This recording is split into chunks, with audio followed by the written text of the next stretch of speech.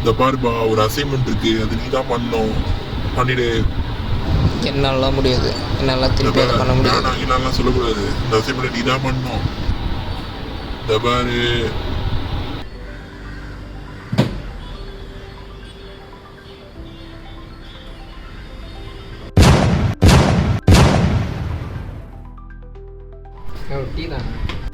நான்ப்பா தம்பி ரொம்ப நாளா சிங்கிளாவே இருக்கிறேன். தம்பிக்கிட்ட தான் மாட்டுற, ஃப்ரெண்ட்ஸும் இல்ல.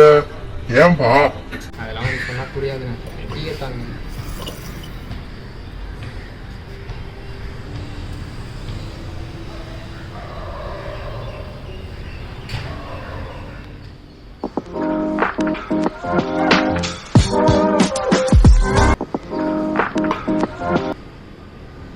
டேய், இந்த அசைன்மெண்ட் நீ தான் பண்ணணும்.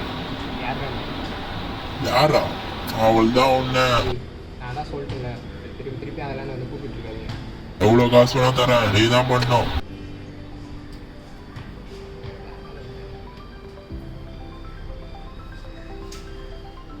நான் வரேண்ணா.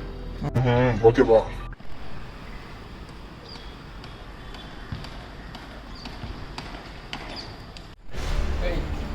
யாரா நீ?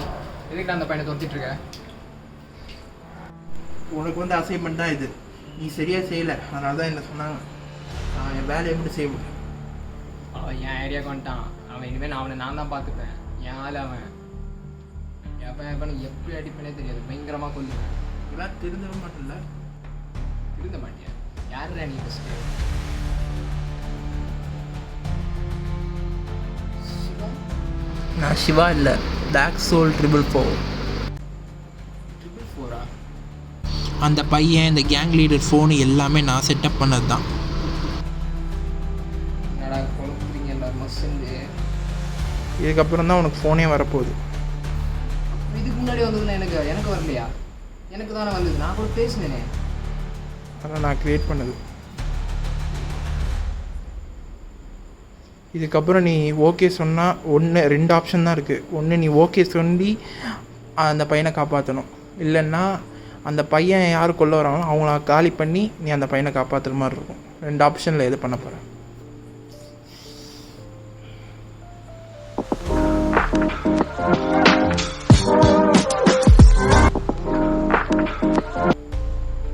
ஹலோ, டேய், உனக்கு ஒரு அசைன்மெண்ட் இருக்கு, செய்வியா? சொல்றா.